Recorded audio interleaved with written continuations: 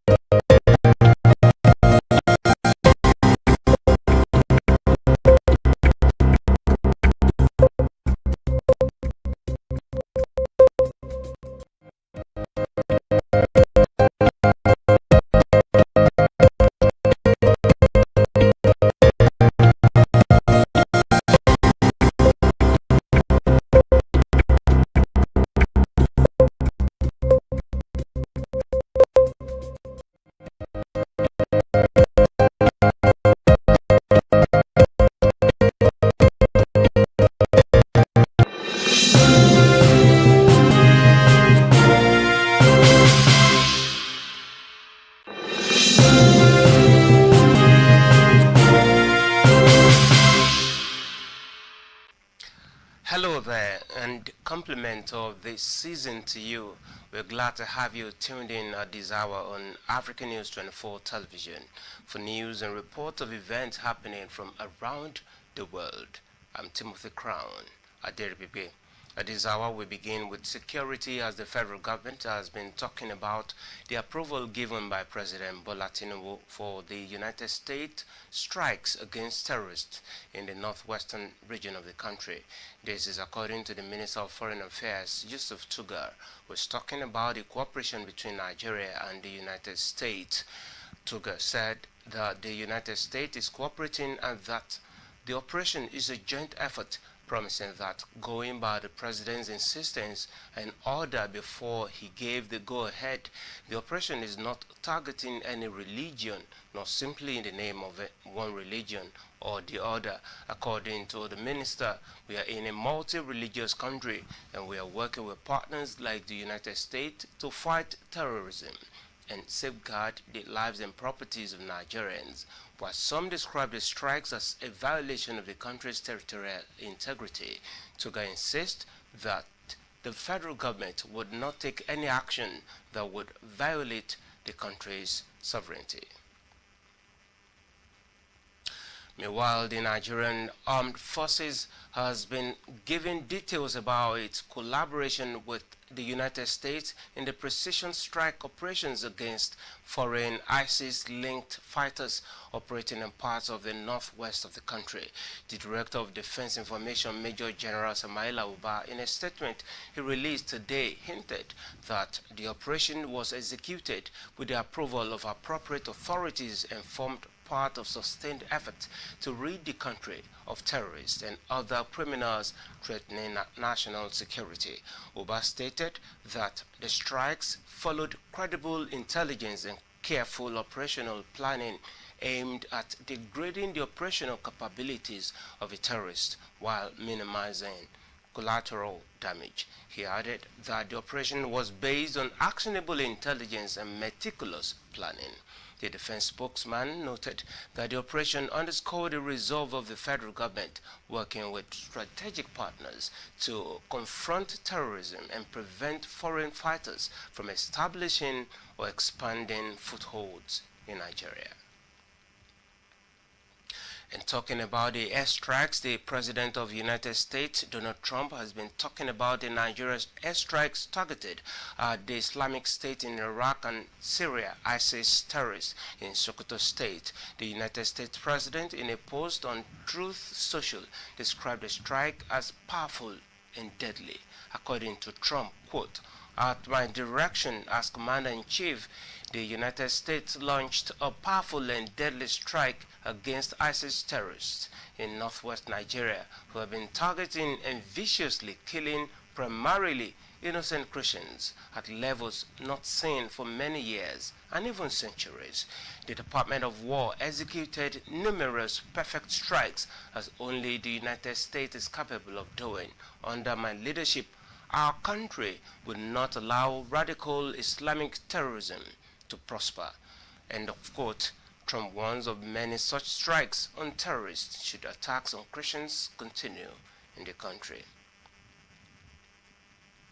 However, Islamic scholar Ahmed Gumi has said that foreign military intervention, including US airstrikes, will not end terrorism in Nigeria, warning that the use of bombs alone cannot resolve the country's security challenges.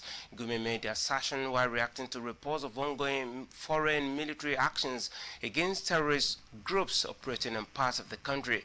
According to him, terrorism is rooted in deeper social, political, and economic problems that cannot be solved through airstrikes or heavy bombardment. The cleric argued that while military force may weaken insurgent groups temporarily, it often leads to civilian casualties and destruction of communities, which in turn fuels anger and radicalization. Gumi stressed the need for dialogue, justice, and inclusive governance, noting that many young people are driven into terrorism due to poverty, marginalization, and perceived injustice. He called on the Nigerian government to prioritize intelligence-driven operations, community engagement, and socio-economic development, particularly in conflict-prone areas, instead of relying solely on military might. Gumi also urged authorities to address alleged human rights abuses and ensure fairness in the handling of security operations, warning that failure to do so could prolong insecurity. Still in security, there have been reports of panic in residents of Ofa in KWARA State following explosions at 2 locations within the town. Eyewitness reports that the explosions that happened around midnight destroyed several properties and caused chaos. The first of the 2 incidents was reported to have happened near the Eid praying ground area and later close to Solid Worth Hotel, just hours after United States airstrikes on ISIS target in northwest Nigeria. Authorities say the exact source or cause and nature of the blast in Ofa are yet to be confirmed. The Chief Press Secretary to the Executive Chairman of our local government, Abiola Babatunde, said the affected areas are being cordoned off by security agencies to allow for a thorough investigation.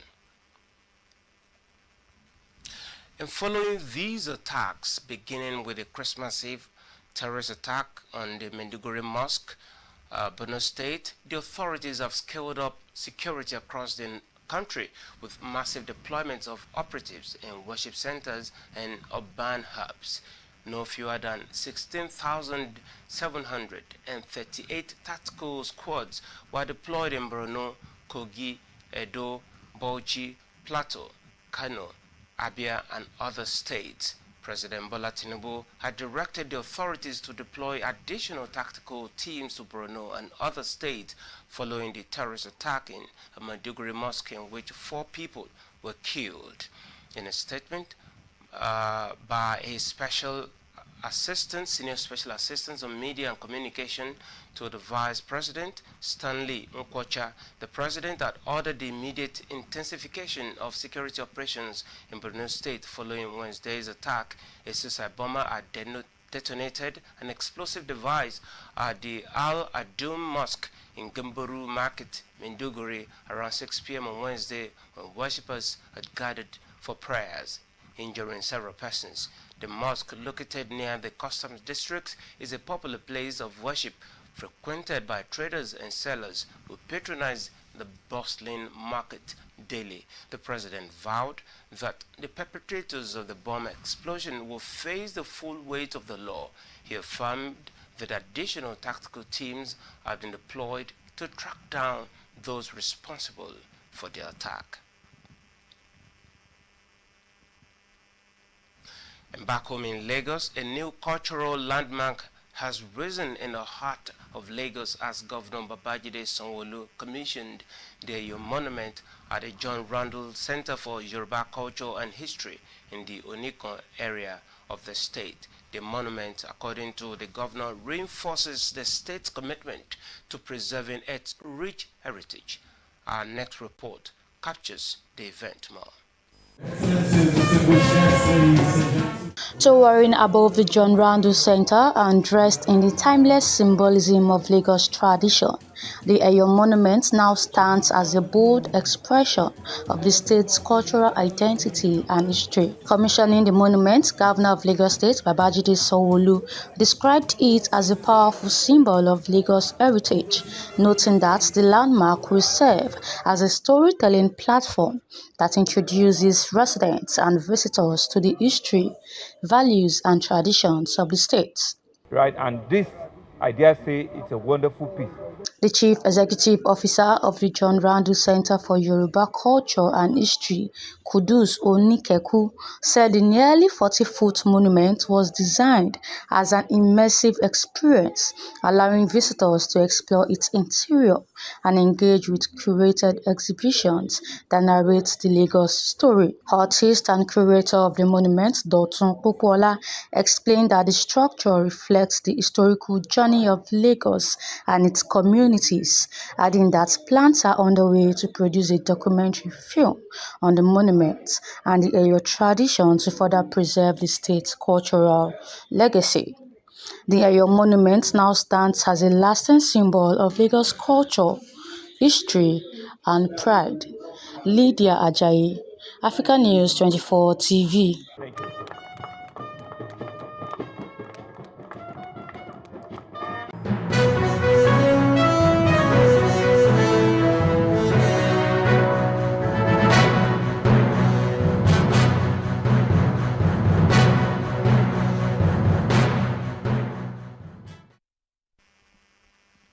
Welcome to business. The Chartered Institute of Taxation in Nigeria has warned that alleged discrepancies between tax laws passed by the National Assembly and the versions later gazetted could pose serious risks to governance and legal certainty. President of the Institute, Innocent Ogwa, in a statement he personally signed, said concerns have been raised that some provisions of the newly enacted tax reform laws signed by President Bola TINUBU and due to take effect on January the 1st, 2026 may have been altered after legislative passage. The allegations raised by lawmakers, including Abdulsamad Dasuki, have prompted the Speaker of the House of Representatives, Tajuddin Abbas, to set up an investigative committee chaired by Mukhtar Betara. CITN called for immediate verification of the laws and corrective action to safeguard legislative integrity and public confidence. Meanwhile, the National Assembly has announced plans to re-gazette the recently amended tax laws amid claims that the documents were altered after being passed by lawmakers. The House of Representatives spokesperson who made the promise said the effort is to address public concerns and ensure transparency in the legislative process. According to him, the leadership of the National Assembly has directed relevant committees and legal departments to review the affected laws and re-gazette them to reflect the exact versions approved by both chambers. He stressed that the move was not an admission of wrongdoing, but a proactive step to clear any doubt surrounding the integrity of the amendment and reaffirmed the legislature's commitment to due process. The spokesperson explained that gazetting the laws afresh would help eliminate confusion, restore public confidence, and prevent any legal dispute that could arise from the alleged alterations. The claims of post-passage alterations had sparked criticism from stakeholders, with some calling for a thorough investigation into the legislative process.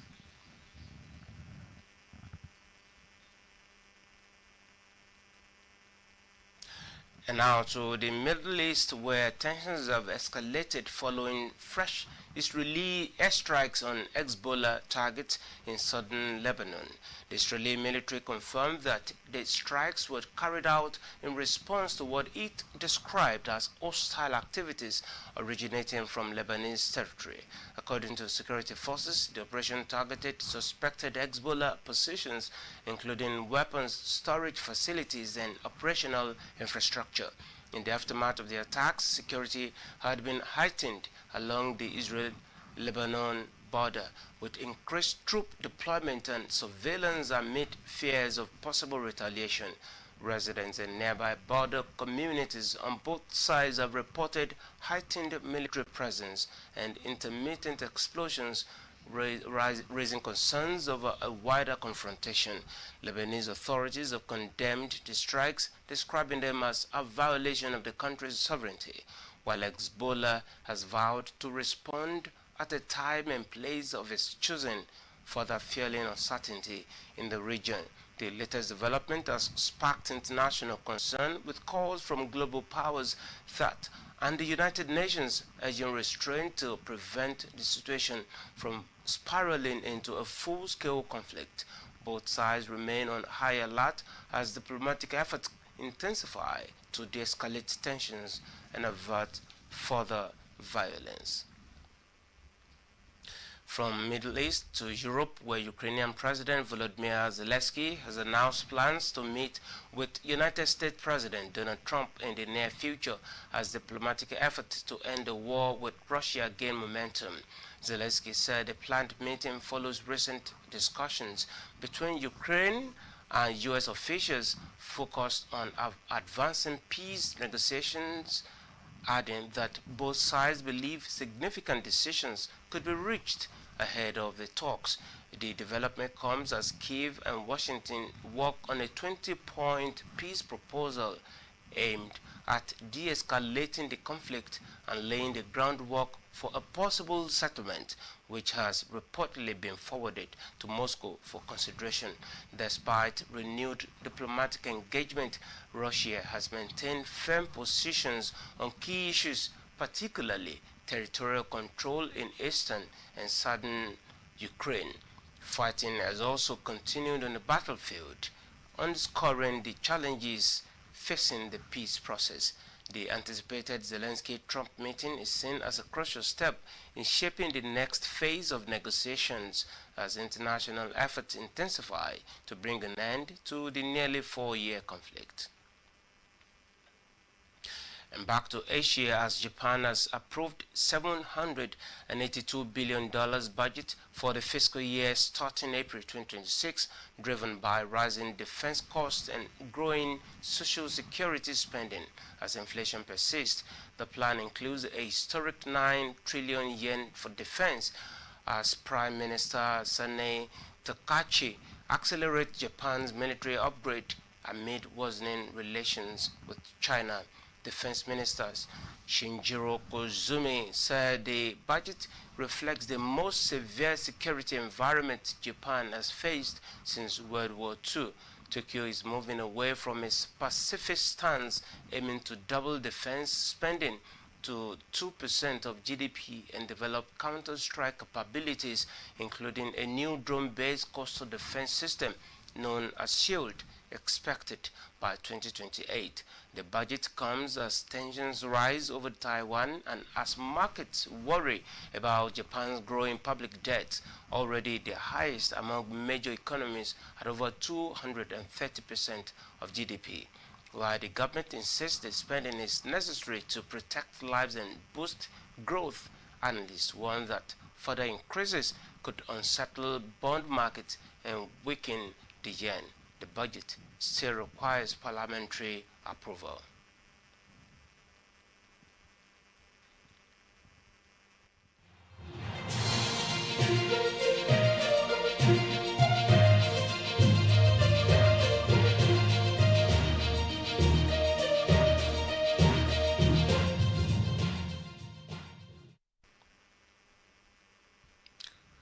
Nigeria and Tunisia will clash in a decisive Group C match of the 2025 African Cup of Nations this Saturday at the Complex Sportive de Fès, with both teams seeking to secure early qualification for the knockout stage. Both sides come into the encounter with 3 points from their previous and their opening games as Nigeria began their campaign with a 2-1 win over Tanzania, while Tunisia sit top of the group on goal difference after a 3-1 victory against Uganda.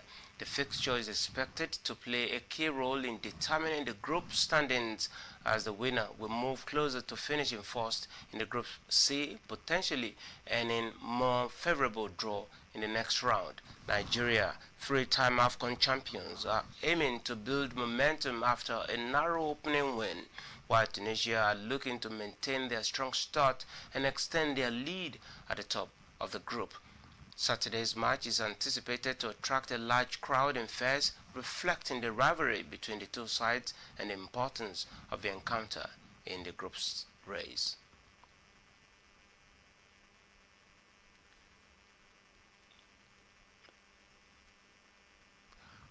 Still in Morocco, Real Madrid forward Kylian Mbappe has arrived in Rabat, Morocco, ahead of Friday's African Cup of Nations Group A clash between Morocco and Mali.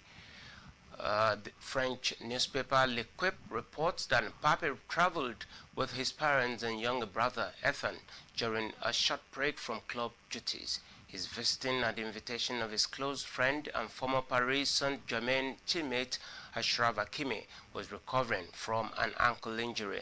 Mbappe is expected to stay in Morocco until December the 29th, when Real Madrid resume training and may attend additional AFCON matches. Morocco currently tops Group A with 3 points after a 2-0 win over Comoros.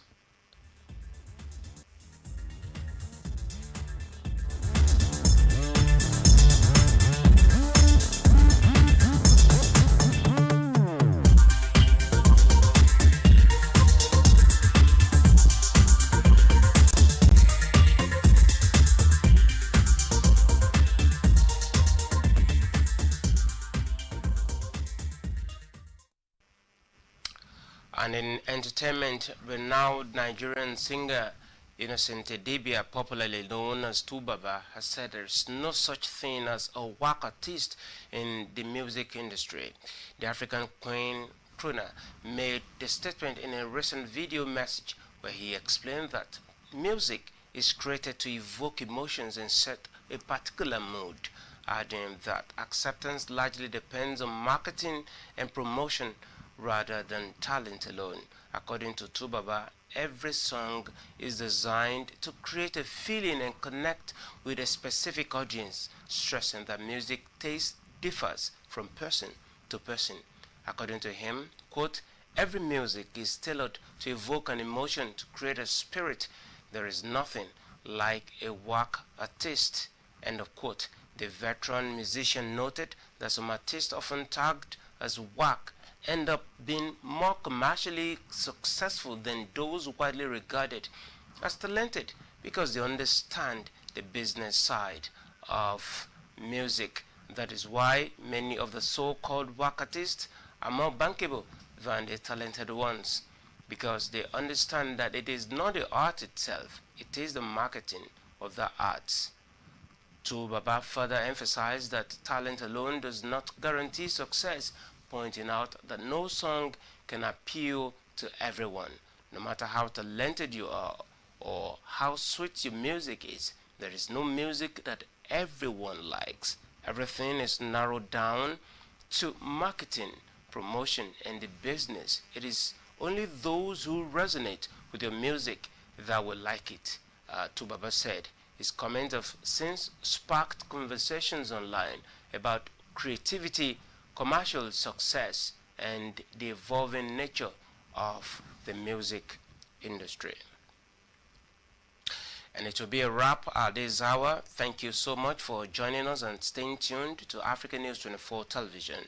For more on these stories and more, please stay connected with us on all our social media platforms. And don't forget to visit our website at africanews24.ng for latest updates to stay informed and ahead.